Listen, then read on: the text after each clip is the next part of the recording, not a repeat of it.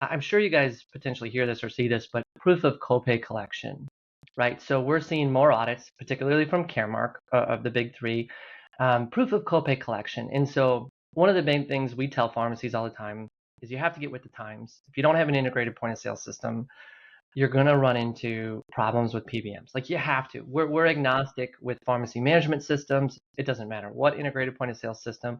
You got to have something that can show evidence of copay collection. Hopefully it integrates so that you have a bunch of additional features.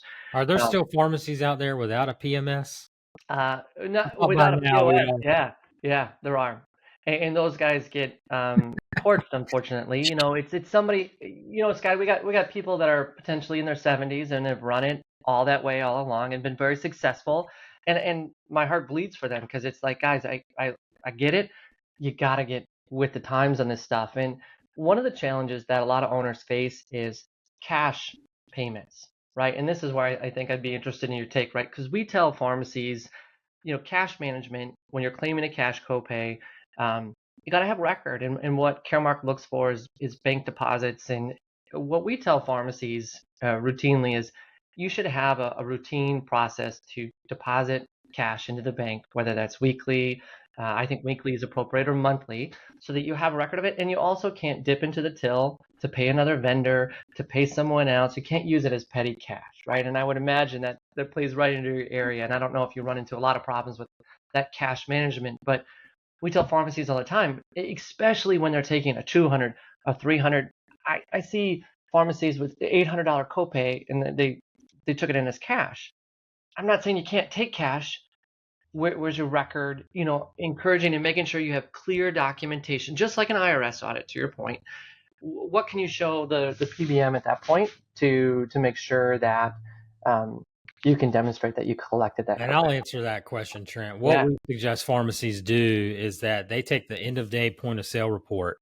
They're getting that in the accounting system, and then they're tying the bank deposit every single day. Ideally, cash deposit, making your deposits daily, yeah, love ideally. that. Hmm. And you're tying that into the point of sale register each day. So everything reconciles every day.